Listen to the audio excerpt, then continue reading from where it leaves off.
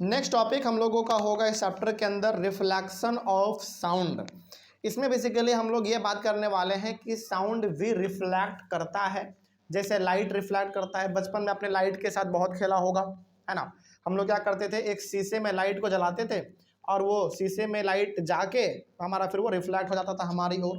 तो लाइट के तरह ही हमारा बिहेव करता है साउंड, यानी कि साउंड भी हमारा रिफ्लेक्ट करता है। तो पहले तो इसमें ये देख लेते हैं कि आखिर रिफ्लेक्शन ऑफ साउंड हमारा होता क्या है। इसका पहले डेफिनेशन ही लिखा हुआ है कि the bouncing back of sound when it strikes a hard surface is called reflection of sound. कहने का मतलब, जब हम लोग आवाज़ निकालते हैं, यदि हम लोग कुछ बोलते हैं तो वो सामने जाकर किसी भी चीज़ों से टकराता है और टकरा के फिर वो बाउंस बैक हो जाता है, तो उसी को हम लोग कहेंगे रिफ्लेक्शन ऑफ साउंड। आप इसको सिंपली ऐसे समझिए कि जो चीज़ हम लोग बोलते हैं वो चीज़ हमारे कानों को भी सुनाई पड़ता है। ऐसा क्यों? क्योंकि हमारा द्वारा बोला गया आवाज़ आगे गया। यदि आगे में कोई रिफ्लेक्टिंग सरफेस है, यानी कि कुछ ऐसा चीज़ है जिससे कि आवाज़ हमारा टकरा सकता है, तो टकरा के हमारे कानों तक दोबारा बाउंस बैक हो गया।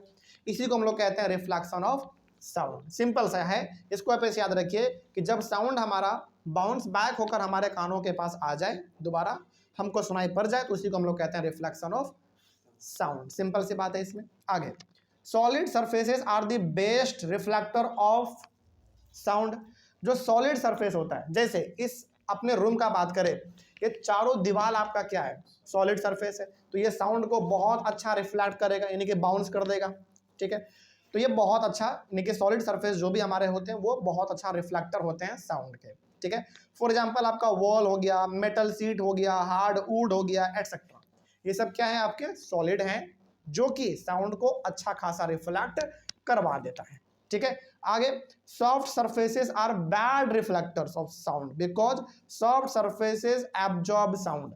लेकिन यदि हम लोग बात करें सॉफ्ट सरफेस का, जैसे गद्दा, फॉर्म, है ना, वो और क्या क्या होता है, स्पंज, ये सब जो आपको बेसिकली जो गद्देदार ऑब्जेक्ट होते हैं, हमारा कपड़ा, ये सब साउंड को रिफ्लेक्ट नहीं करते हैं, बल्कि ये साउंड को क्या कर लेते हैं, एब्जॉर्ब कर लेते हैं। ठीक है, तो ये बेसिकली बहुत अच्छा हमारा साउंड का रिफ्लेक्टर कौन है, सॉलिड।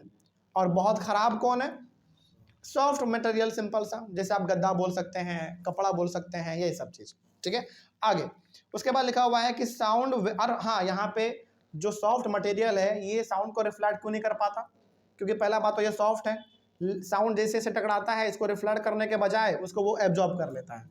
ठीक है, आगे, sound waves are much longer than light waves so they require a much larger area for reflection. ये इंपॉर्टेंट पॉइंट है यहाँ पे थोड़ा सा। Sound waves are much larger than light waves, यानी कि साउंड का जो वेव होता है ना, वो थोड़ा सा बड़ा होता है। किसके वेव के कंपैरिजन में, लाइट के वेव के कंपैरिजन में। तो इसको रिफ्लेक्शन करने के लिए भी एरिया क्या चाहिए भाई, ज़्यादा चाहिए, ऑब्वियस सी बात है। यानी कि साउंड वेव जो है वो लाइट वेव से ज़्यादा बड़ा होता है, इसीलिए साउंड वेव को रिफ्लेक्ट करने के लिए भी एरिया थोड़ा सा बड़ा चाहिए होता है, तभी वो अच्छी तरीके से रिफ्लेक्ट कर पाता है। आगे, the laws of reflection of light are applicable to the reflection of sound. याद कीजिए अपना क्लास 8 में हमने आपको पढ़ाया था लाइट चैप्टर, और लाइट में हमने आपको बताया था laws of reflection, light chapter में। उसी प्रकार से हमारा यहाँ पे भी होता है लॉ ऑफ रिफ्लेक्शन साउंड में भी, यानी कि जो नियम कानून आपने लाइट के केस में पढ़ा था, सेम चीज हमारा साउंड के साथ भी एप्लीकेबल होता है। ठीक है, एक डायग्राम के थ्रू हम लोग इसको समझेंगे तो और ज़्यादा ये हमारा क्लियर हो जाएगा। तो the laws of reflection of sound are as follows. याद कीजिए हमारे कितने लॉ थे उसमें, 2 लॉ थे, 2 लॉ इसमें भी है। ठीक है, पहला क्या है देखिए, द इंसिडेंट साउंड वेव। अच्छा, उसमें हम लोग क्या बोलते थे, इंसिडेंट रे बोलते थे, यहाँ पे क्या बोल देंगे, इंसिडेंट साउंड वेव बोल देंगे। उसके बाद the reflected sound wave and the normal at the point of incidence all lie in the same plane. कहने का मतलब, जो हमारा लाइट के साथ डेफिनेशन था वही डेफिनेशन इसके साथ भी है, बस वहाँ पे लाइट था, यहाँ पे हम लोगों ने वर्ड इस्तेमाल कर दिया साउंड वेव। सिंपल। तो आपका हो गया incident sound wave, reflected sound wave और नॉर्मल, ये सब का सब एक ही पॉइंट पर लाई करता है, और वो है आपका पॉइंट ऑफ इंसिडेंस। इसको थोड़ा सा डायग्राम से भी हम लोग समझ लेंगे। जैसे आपके एनसीईआरटी बुक में भी एक बहुत अच्छा डायग्राम दिया गया है, एक ब्लॉक है, बेसिकली लकड़ी टाइप है, हाँ बेसिकली घड़ी वाला है, दो ट्यूब है, वो डायग्राम भी आप वहाँ पे देख सकते हैं, और सेम डायग्राम हमारे पास यहाँ पे भी है। ठीक है, मतलब इसी प्रकार का है। ये आपका पहला ट्यूब हो गया और ये वाला आपका दूसरा ट्यूब हो गया। तो यहाँ पे आपका वुड बार है, मतलब कि कोई एक बहुत बड़ा लकड़ी का टुकड़ा रखा हुआ है, ठीक है, जिससे क्या हो सके, साउंड हमारा रिफ्लेक्ट कर सके टकरा के। तो यहाँ पे हमने क्या किया, इस ट्यूब के आगे में एक साउंड बॉक्स लगा दिया। आपके बुक में घड़ी लगा हुआ है ना, घड़ी का टिक टिक, तो कोई दिक्कत नहीं, आप उससे भी समझ सकते हैं। तो बेसिकली ये आपका वुड बार है, यानी कि लकड़ी है, जिससे कि साउंड हमारा रिफ्लेक्ट करके इधर वापस आ जाएगा।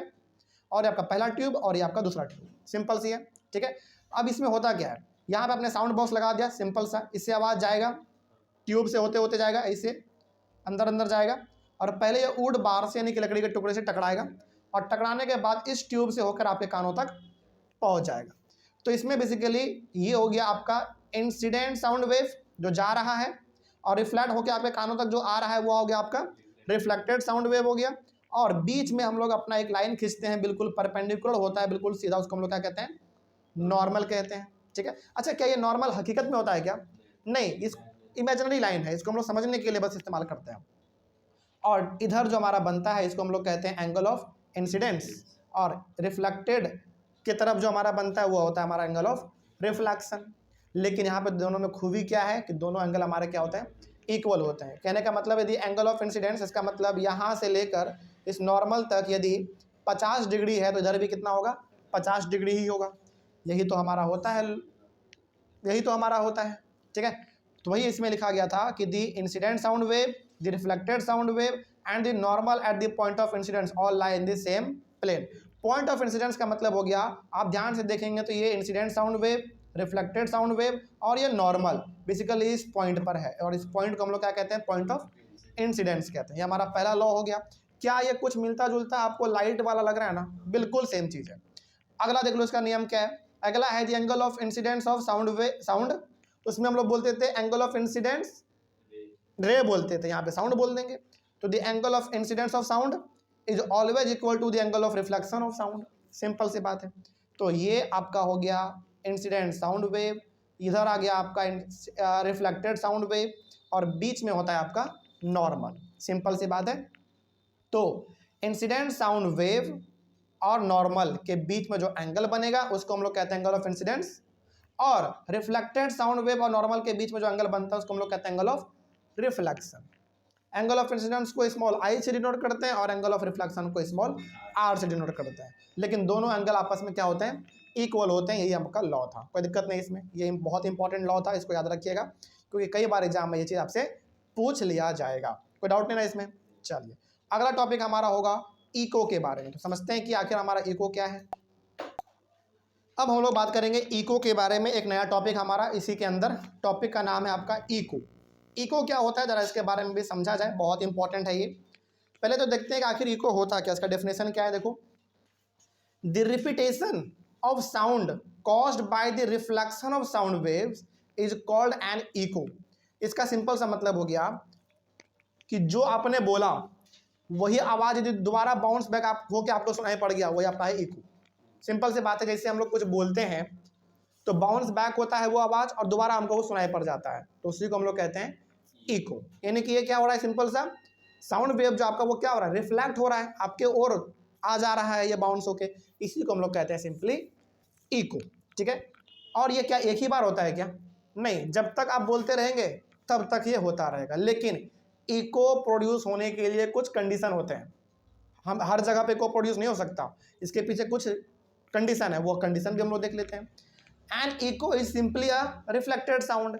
इको क्या है, सिंपली एक रिफ्लेक्टेड साउंड ही तो है। कहने का मतलब आपने जो बोला सामने जाकर किसी चीज़ से टकराया और टकरा के फिर दोबारा हमारे कानों तक आ गया, तो इसी को तो हम लोग कहते थे रिफ्लेक्शन ऑफ साउंड। तो आप रिफ्लेक्शन ऑफ साउंड बोलो या इको बोलो, बात तो सेम ही है। कहने का मतलब कि जो आपने बोला वही आपको सुनाई पड़ गया दोबारा बाउंस बैक होके, वही आपका इको कहलाता है, या फिर आप उसको रिफ्लेक्शन ऑफ साउंड भी बोल सकते हैं, दोनों सेम चीज़ है। आगे, echo is generally occurred in an open place. ये कंडीशन है इसका, सबसे बड़ा कंडीशन क्या है, सबसे बड़ा कंडीशन ये है कि इको कहाँ पे प्रोड्यूस होगा, एक ओपन प्लेस में। इसका ना सबसे अच्छा एग्जांपल आपको देते हैं। कभी आपको मौका मिले पहाड़ी इलाका में जाने का, जहाँ पे कि चारों तरफ पहाड़ हो और बीच में आप हैं, वहाँ पे जोर से जाके आप चिल्लाइए, अपना नाम बोलिए या फिर कुछ भी बोलिए, आपको अपना आवाज गूंजता हुआ नजर आएगा, और इस प्रकार से गूंजेगा कि आपको ऐसा होगा, मतलब कि आप जो बोल रहे हैं वो आपको क्लियरली सुनाई पड़ेगा। बस इसका सिंपल सा मतलब यहाँ पे है कि चारों तरफ जब बड़े बड़े पहाड़ हैं, मतलब खुला स्पेस है, सिंपल सी बात है, बड़े बड़े पहाड़ हैं और बीच में आप हैं, जोर से कोई बात आप बोलिए, आपका बोला हुआ बात दोबारा बाउंस बैक होके आपको सुनाई पड़ जाएगा। तो इको के लिए कंडीशन क्या है? इको के लिए कंडीशन क्या होना चाहिए? कंडीशन ये है कि ये कहाँ पे प्रोड्यूस होगा? ओपन प्लेस में प्रोड्यूस होगा, बंद कमरे में नहीं हो सकता ये। ठीक है, आगे। अब बंद कमरे में फिर क्या होता है? बंद कमरे में होता है हमारा रिवर्बरेशन, ये हम लोग आगे पढ़ेंगे। ठीक है, तो इको हमारा प्रोड्यूस कब होता है? ओपन प्लेस में। ठीक है, और इको कुछ नहीं है, सिंपल सा हमारा जो बोला हुआ शब्द है वही हमको जब सुनाई पड़ जाता है वही हमारा कहलाता है इको, या फिर रिफ्लेक्शन ऑफ साउंड, जो भी आप बोल लीजिए। आगे है हमारा, it has been estimated by scientists that if two sounds reach our ears within an interval of 0.1 second then we cannot hear them as separate sounds, they appear to be just one sound. अच्छा, यहाँ पे ना sound को लेकर हमारे scientist ने बहुत बड़े लेवल पर रिसर्च किया है। रिसर्च करके उन्होंने एक चीज पता ये लगाया कि यदि 0.1 सेकेंड के अंदर हमारे कानों में दो अलग प्रकार का साउंड यदि चला जाता है तो हमारा कान उसको दो अलग प्रकार का साउंड कंसीडर कर ही नहीं पाता, उसको एक समझता है वो। लेकिन टाइम इंटरवल कितना होना चाहिए? 0.1 सेकेंड। इसको आप ऐसे भी बोल सकते हैं कि यदि 0.1 सेकेंड के अंदर हमारे कानों में दो प्रकार का आवाज चला जाए तो हमारा कान उसको सेपरेट कर ही नहीं पाएगा, वो समझ ही नहीं पाएगा कि ये किसका आवाज था और ये किसका आवाज था, क्योंकि टाइम इंटरवल क्या है? बहुत ही कम है। अब इतने कम समय में हमारा ब्रेन उसको कैसे समझ पाएगा? अरे भाई, ब्रेन है, उसको भी मौका देना चाहिए ना, टाइम देना चाहिए समझने के लिए। अब इतने कम समय में आप दो आवाज निकाल दो तो हमारा ह्यूमन ब्रेन अभी उतना कैपेबल नहीं है कि 0.1 सेकेंड के अंदर दो आवाज हमारे कानों में जाए और उन दोनों आवाजों को हमारा ब्रेन अलग अलग समझ ले, ये कभी नहीं हो सकता। तो बताओ फिर अलग अलग हमारा ब्रेन उसको कब समझेगा कि हाँ भाई दो अलग प्रकार का आवाज था? जब टाइम इंटरवल 0.1 सेकेंड से ज्यादा होगा। सिंपल सी बात है। तो इसको आप सिंपली ऐसे भी कह सकते हो कि यदि 0.1 सेकेंड के अंदर हमारे कानों में दो अलग अलग प्रकार का आवाज गया तो हमारा ब्रेन दोनों को डिस्टिंग्विश नहीं कर पाएगा, दोनों को अलग अलग नहीं समझ पाएगा, उन दोनों को क्या समझ लेता है? वो एक ही समझ लेता है। इसलिए समझता है क्योंकि बहुत ही कम समय में उसको दो आवाज मिल गया है। ठीक है, आगे। The human ear can hear two sounds separately only if there is a time interval of 0.1 second between the two sounds. इसका मतलब हो गया कि हमारा कान दो अलग अलग आवाज को अलग अलग तभी समझ पाता है जब दोनों आवाज के बीच में टाइम इंटरवल कितने का हो? 0.1 सेकेंड का हो। आप यहाँ पे थोड़ा बहुत ऐसे भी कह सकते हैं कि यदि 0.1 सेकेंड के अंदर दो साउंड हमारे कानों को मिल गया तो वो एक ही उसको समझेगा, लेकिन यदि दो साउंड के बीच में 0.1 सेकेंड का गैप है तब फिर वो दोनों को क्या समझ लेगा? अलग अलग समझ लेगा। यही इसमें आपको ध्यान में रखना है। आगे बढ़ते हैं, लेकिन हमारा अभी इको खत्म नहीं हुआ, अभी और हमारा इसमें चलेगा। This means that we can hear the original sound and the reflected sound, reflected sound मतलब echo, separately only if there is a time interval of at least 0.1 second between them। इसका मतलब हो गया कि जो हमने बोला और वही बाउंस बैक होके हमारा कान तक आएगा और हम लोग उसको समझ पाएंगे, लेकिन कब समझ पाएंगे? जब दोनों के बीच में टाइम इंटरवल 0.1 सेकेंड का हो। यानी कि हमने जो बोला उसके बीच में, मतलब हमने जो बोला और जो बाउंस बैक होके हमारे कानों तक आया, इन दोनों साउंड में कितने का गैप? 0.1 का यदि गैप होगा तभी हमारा इको हमको सुनाई पड़ेगा, नहीं तो फिर हमारा सुनाई नहीं पड़ेगा। कोई डाउट नहीं इसमें? चलिए आगे बढ़ते हैं। फिर तो वही बात यहाँ पे कहा गया था, बहुत ध्यान से इसको याद रखिएगा कि इको कब सुनाई पड़ता है? जब हमारे द्वारा बोला गया, यानी कि हमारे द्वारा प्रोड्यूस किया गया साउंड उसके बीच में और उधर से जो हमने बोला वही यदि दोबारा बाउंस बैक होके आ रहा है, यदि इन दोनों के बीच में टाइम इंटरवल यानी कि गैप 0.1 सेकेंड का है तभी हम लोग इको को सुन पाएंगे और उसको महसूस भी कर पाएंगे। ठीक है, तो बेसिकली टाइम इंटरवल कितने का होना चाहिए? 0.1 सेकेंड का होना चाहिए दो साउंड के बीच में, तभी हमारा कान उसको अलग अलग समझ पाता है। आगे बढ़ते हैं। The minimum distance from a sound reflecting surface to hear an echo is 17.2 meters at 22 degree Celsius. देखो यहाँ पे क्या कहा गया है कि यदि आपको अपना इको सुनना है, यानी कि यदि आपको अपना आवाज़, खुद का आवाज़ सुनना है, तो 2-3 कंडीशन इसमें होना चाहिए। पहला कंडीशन तो ये कि स्पेस खुला होना चाहिए, पहला ये। दूसरा ये कि कम से कम दूरी रिफ्लेक्टिंग सरफेस और आपके बीच का कितना होना चाहिए, 17.2 मीटर होना चाहिए, कम से कम इतना दूरी। ज़्यादा हो तो और अच्छा रहे, और बढ़िया रहेगा, लेकिन कम से कम दूरी कितना होना चाहिए, 17.2 मीटर का दूरी होना चाहिए। किसके किसके बीच में, आपके और ऑब्जेक्ट के बीच में। जैसे हमने एग्जांपल दिया था पहाड़ के बीच का, तो क्या पहाड़ का यहाँ पे एग्जांपल एप्लीकेबल नहीं है क्या, बिल्कुल एप्लीकेबल है, क्योंकि पहला बात वो ओपन स्पेस है, पहला बात। दूसरा बात कम से कम 17.2 मीटर होना चाहिए, लेकिन वहाँ पे तो और ज़्यादा है, तो और अच्छी बात है हमारे लिए। और टेम्परेचर कितना होना चाहिए, 22 डिग्री सेल्सियस के आसपास होना चाहिए। अब एग्जैक्ट नहीं, 22, 23, 24 या फिर 18, 19, 20 इतना भी रहता है ना, तो आवाज़ आपको इको अपना सुनाई पड़ जाता है, लेकिन अप्रोक्सीमेटली आप कितना मान सकते हैं, on an average 22 degree Celsius. तो अब यहाँ पे इको के लिए 3 कंडीशन है, याद रखिएगा। पहला, ओपन प्लेस होना चाहिए। दूसरा, मिनिमम डिस्टेंस आपके और ऑब्जेक्ट के बीच में 17.2 मीटर होना चाहिए। और तीसरा, टेम्परेचर कितना, 22 डिग्री सेल्सियस होने चाहिए। कोई डाउट नहीं इसमें, तो ये तभी हमको हमारा इको सुनाई पड़ेगा, ठीक है। इसीलिए अब आप क्या करना, जैसे मान लीजिए कि आप पहाड़ी इलाका में गए हैं और आप जोर जोर से चिल्ला तो रहे हैं, आपको अपना इको सुनाई ही नहीं पड़ रहा है, तो फिर आप वहाँ पे हमको गाली दोगे कि सर ने कहा था कि पहाड़ी इलाके में जाना और जोर जोर से चिल्लाना, इको सुनाई पड़ जाएगा। लेकिन आप वहाँ पे ये भी देख लेना कि जो हमने कंडीशन बताया है वो कंडीशन वहाँ पे फुलफिल हो रहा है कि नहीं। पहला तो ये देख लेना, ओपन स्पेस होना चाहिए, पहला ये देख लेना। दूसरा ये देख लेना कि कम से कम दूरी कितना होना चाहिए, 17.2, ज़्यादा है तो और बेस्ट रहेगा आपके लिए। और टेम्परेचर कम से कम 22 डिग्री सेल्सियस होने चाहिए। जैसे मान लीजिए कि आप जम्मू कश्मीर गए जाड़े के समय में, और जाड़े के समय में जम्मू कश्मीर का टेम्परेचर बहुत कम रहता है, कई बार तो माइनस में चल जाता है, और जाके आप वहाँ पे चिल्ला रहे हैं, क्या आपको कभी इको सुनाई पड़ेगा, कभी सुनाई नहीं पड़ेगा। तो इको सुनने के लिए आपको ये कंडीशन फुलफिल होने चाहिए, कम से कम 3 कंडीशन जो हमने यहाँ पे बताया। पहला, खुला स्पेस। दूसरा, 17.2 मीटर मिनिमम दूरी। और तीसरा, 22 डिग्री सेल्सियस हमारा टेम्परेचर, ठीक है। आगे, the distance will change with the temperature of air. लेकिन ये जो डिस्टेंस है आपका 17.2, ये घट सकता है और बढ़ सकता है, किसके अकॉर्डिंग, टेम्परेचर के अकॉर्डिंग बढ़ सकता है और घट भी सकता है, ठीक है। आगे, लेकिन कम से कम कितना होना चाहिए, 17.2, तो ये तो कंपलसरी है। The speed of sound is more on a hot day. हमने आपको पिछले वाले क्लास में बताया था कि साउंड का जो स्पीड है वो ज़्यादा कहाँ पे होता है, गर्मी वाले समय में, यानी कि समर सीजन में। So an echo is hear sooner on a hot day then a cold day.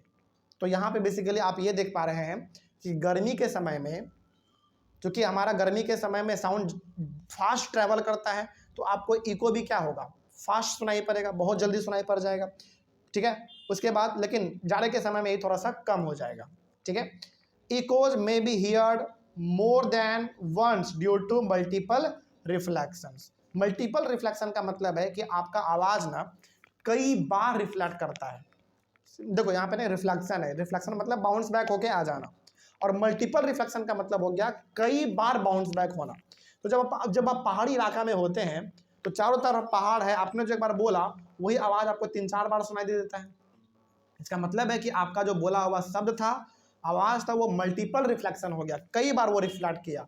इसलिए हम लोग बोलते हैं, जैसे मान लीजिएगा पहाड़ी इलाका में गए और आप बोल रहे हैं, जोर से चिल्ला रहे हैं हेलो, तो आपको कैसा आवाज़ सुनाई पड़ेगा, हेलो हेलो हेलो हेलो, इस प्रकार का। जैसे कि आपने डीजे बजा साउंड बॉक्स इस समय भी सुना होगा, कुछ इसी प्रकार का यहाँ पे भी होता है।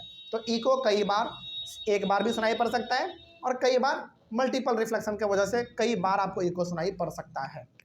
उसके बाद, the rolling of thunder is due to the multiple reflections of the sound from a number of reflecting surfaces such as the clouds and the land। अच्छा, यहाँ पे एग्जांपल दिया गया है बादल का। जब बादल कड़कता है, जब बिजली जोर से कड़कता है, उसका जो आवाज़ है क्या तुरंत शुरू होकर तुरंत खत्म हो जाता है क्या, नहीं।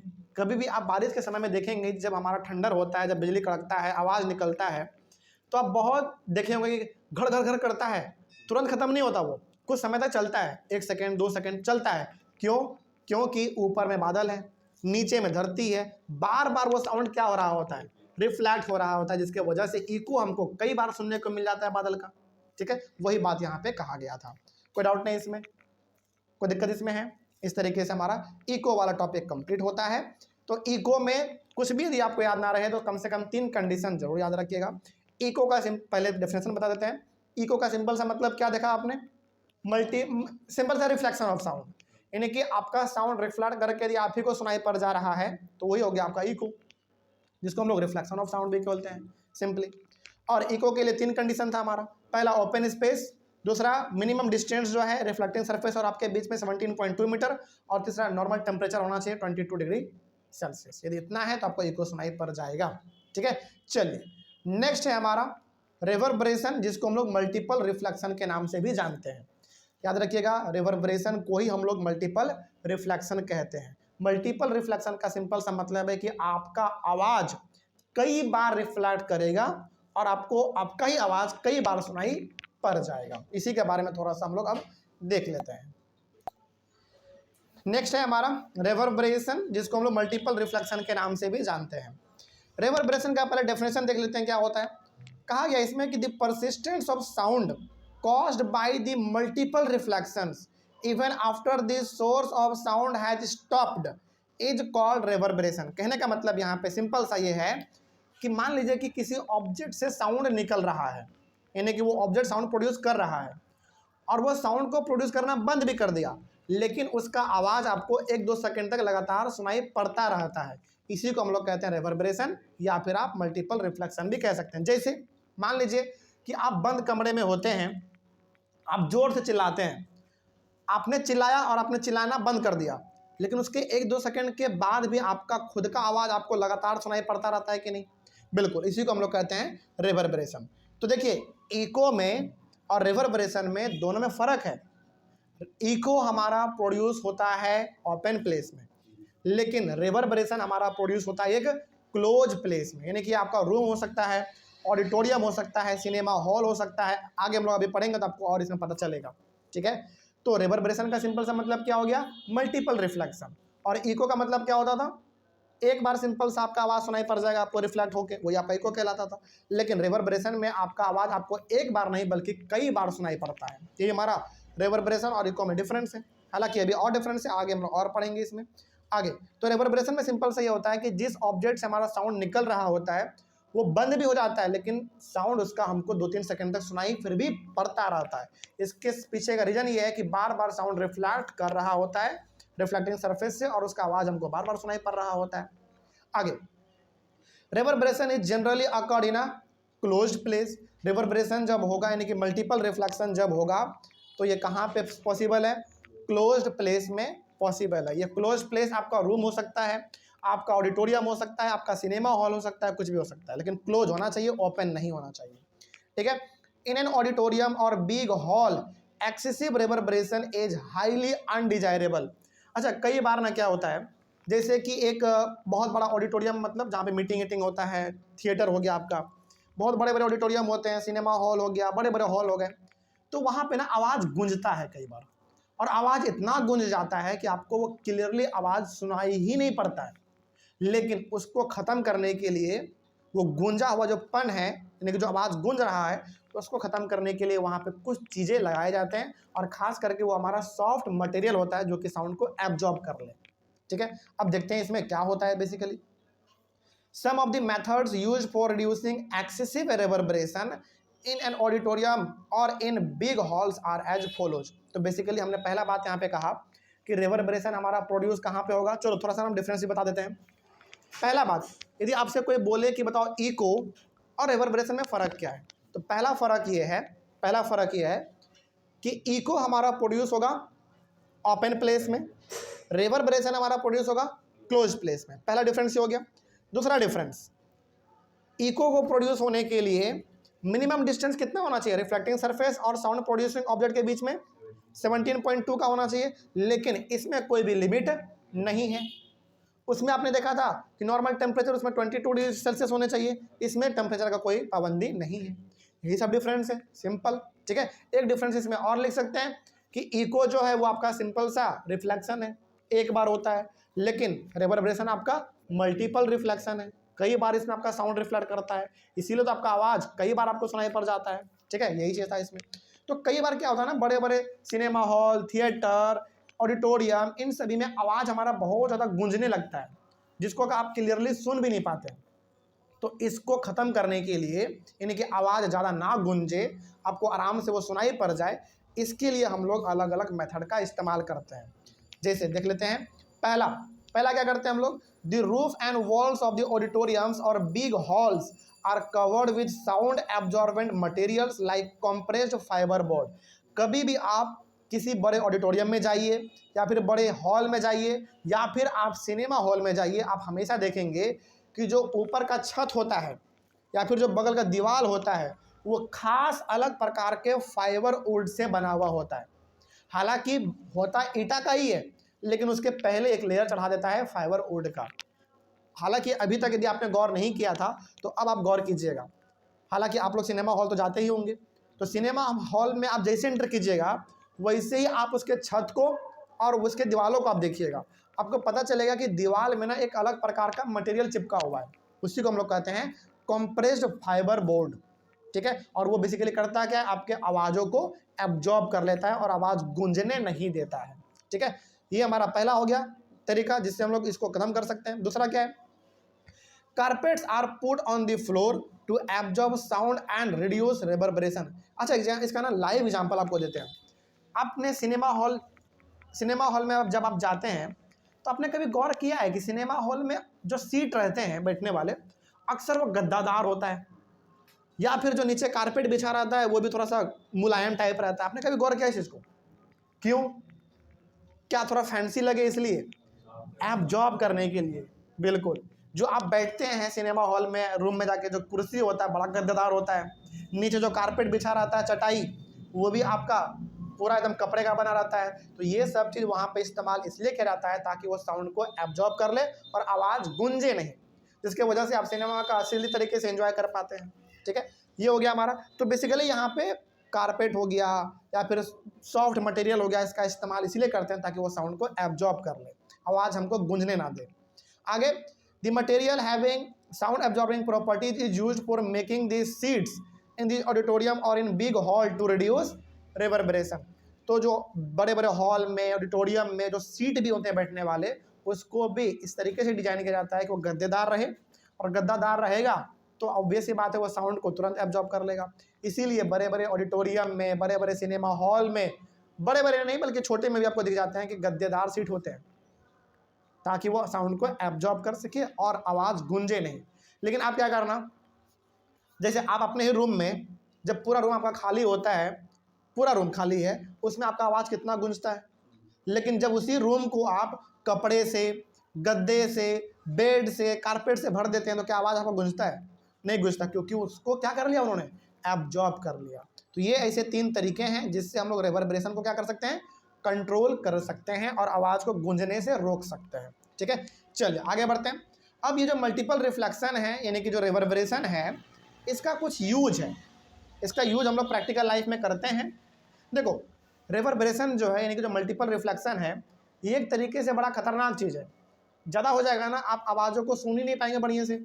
लेकिन ये इतना बढ़िया भी है कि इसका इस्तेमाल हम लोग बहुत सारी चीज़ों में कर लेते हैं।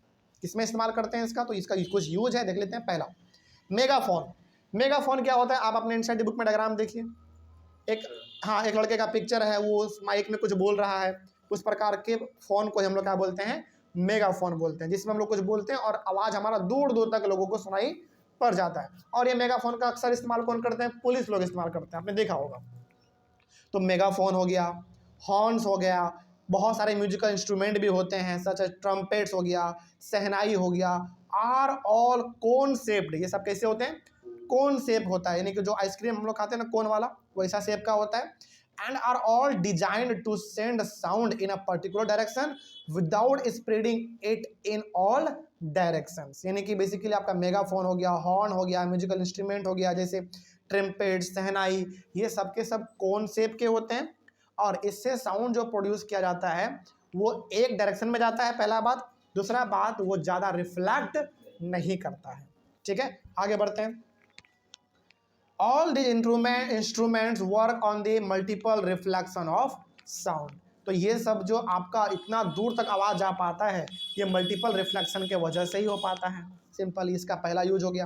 दूसरा यूज हो गया आपका स्टेथोस्कोप, वही जो डॉक्टर लगा के कान में चेक करते हैं, है ना। जब हम लोग बीमार पड़ते हैं तो हमारे छाती पे, चेस्ट पे वो लगाते हैं और अपने कानों में उसको सुनते हैं कुछ।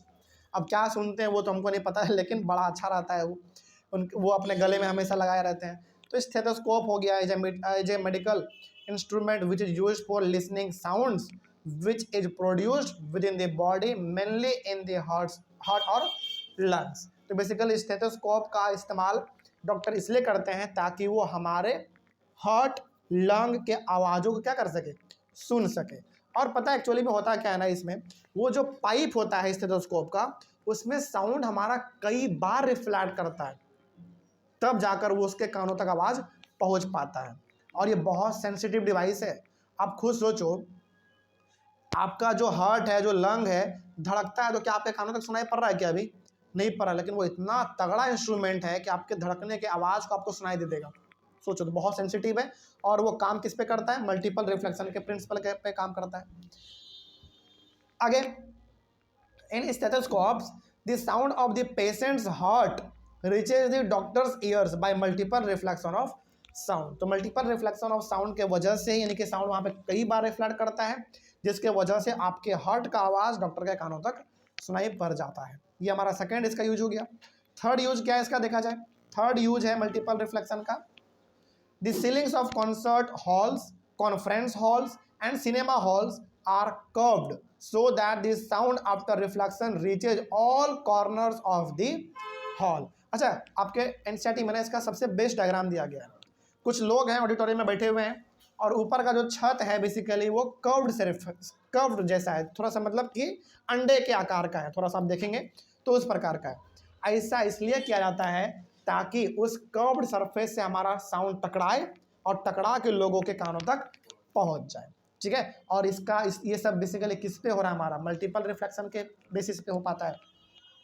Sometimes a curved sound board may be placed behind the stage so that the sound after reflecting from the sound board spreads evenly across the width of the hall। तो कई बार क्या होता है कि साउंड बोर्ड जो होता है हमारा बेसिकली उसको पीछे हम लोग लगा देते हैं, हॉल के पीछे, ताकि वहाँ पे हमारा साउंड जाए, टकराए और सभी लोगों के पास पहुँच जाए। तो कई बार ऐसे भी हम लोग कर लेते हैं। इससे बेसिकली हमारा क्या होता है, मल्टीपल रिफ्लेक्शन होता है और लोगों को आराम से सुनाई पड़ जाता है। और आवाज़ ना गूंजे इसके लिए पहले से वहाँ पे गद्देदार मटेरियल होता है। बात समझ में आ रही है? तो इस तरीके से बेसिकली कुछ तरीके हैं, तौर तरीके हैं जिसका हम लोग इस्तेमाल करते हैं, तो हमारा बेसिकली ये सब चीज़ मल्टीपल रिफ्लेक्शन को इस्तेमाल कर पाते हैं। सिंपल। आगे बढ़ते हैं। अच्छा, अगला यहाँ पे हमारा ये टॉपिक ये तो खत्म हो गया। तो 3 बेसिकली हमने यूज देखा किसका, मल्टीपल रिफ्लेक्शन का, कोई डाउट नहीं इसमें। अगला हमारा टॉपिक होगा रेंज ऑफ हियरिंग।